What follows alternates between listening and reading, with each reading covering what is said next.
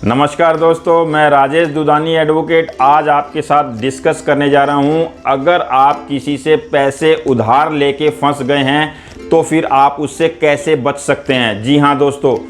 आप किसी से अगर उधार लेते हैं और उसके बावजूद भी ऐसा देखने में आता है कि आप उधार लेने के बाद भी फंस जाते हैं। उधार लेने का और उसके बाद फंसने का मेरा तात्पर्य ये है कि जैसे कई बार आप ऐसा देखते हैं कि आपने कोई पैसा उधार लिया और उस उधार के अगेंस्ट आपने जो है ब्लैंक चेक दे दिया, या फिर आपने कोई अग्रीमेंट साइन कर दिया, या फिर आपने कोई प्रोमाइजरी नोट उसको दे दिया, या फिर आपने कोई ब्लैंक पेपर पे उसको सिग्नेचर करके दे दिए। या कई बार ऐसा भी देखने में आता है कि जो उधार दे रहा है व्यक्ति वो बहुत ही इन्फ्लुएंसेबल यानी प्रभावशाली व्यक्ति होता है और वो पैसे देने के बाद आपको कई तरह से जो है आपको तंग भी करता है। और दोस्तों, कई बार ऐसा देखा जाता है कि उधार देते समय जो व्यक्ति उधार दे रहा है वो उधार लेने वाले व्यक्ति से उसकी प्रॉपर्टी के कागजात भी रख लेता है। इस तरह से कई तरह से जो है व्यक्ति उधार लेके फंस जाता है। तो दोस्तों, मेरा ये कहना है कि अगर आपने किसी से उधार लिए हैं तो नैतिकता ये कहती है कि आप उस व्यक्ति के पैसे उसे ज़रूर लौटाएं। लेकिन कभी कभी ऐसा देखने में आता है कि आपने पैसे लौटा दिए हैं और उसके बावजूद भी आपको लोन देने वाला व्यक्ति जो है वो तंग कर रहा है, यानी आपको वो परेशान कर रहा है। दोस्तों, इस तरह के केसेस में आपके पास में कुछ सावधानियां जो बरत सकते हैं वो मैं आपको बताना चाह रहा हूं। दोस्तों, मेरा ये सबसे पहला कहना ये है कि आप इस तरह की गलती कभी ना करें कि आप जो है किसी व्यक्ति को ब्लैंक चेक दे दें, या फिर ब्लैंक कोई पेपर पकड़ा दें, या फिर आप उसको ऐसा लोन एग्रीमेंट पे साइन कर दें जो अमाउंट आपने लिया ही नहीं है। अगर मान लीजिए आपने ये ऐसी गलती कर भी दी है तो दोस्तों, आपके पास में रेमेडी ये है कि सबसे पहले तो आप उसे जब पेमेंट दे रहे हैं तो उसकी रिसीट्स ज़रूर लें। यानी पेमेंट देते समय आप उससे अपने पेमेंट जो भी आपने किया उसकी रिसीट लें।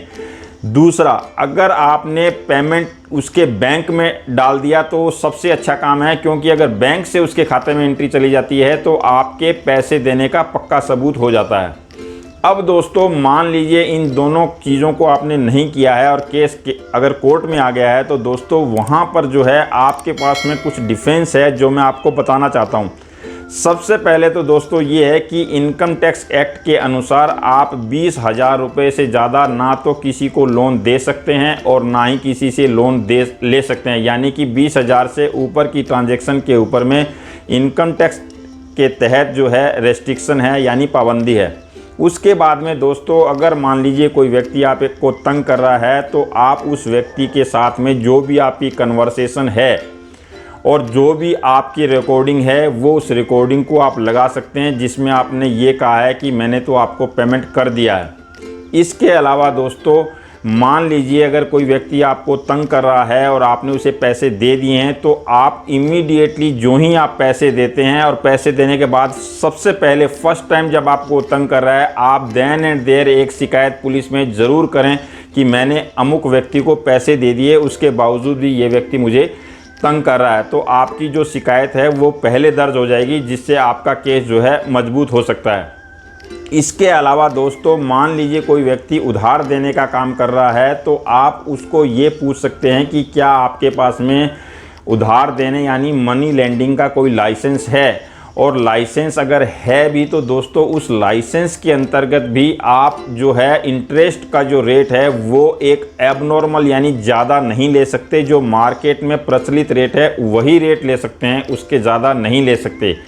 और इसके अलावा क्या आपको जिस व्यक्ति ने लोन दिया है उसने उस लोन के अमाउंट को अपनी इनकम टैक्स की रिटर्न की फाइल में दिखाया है?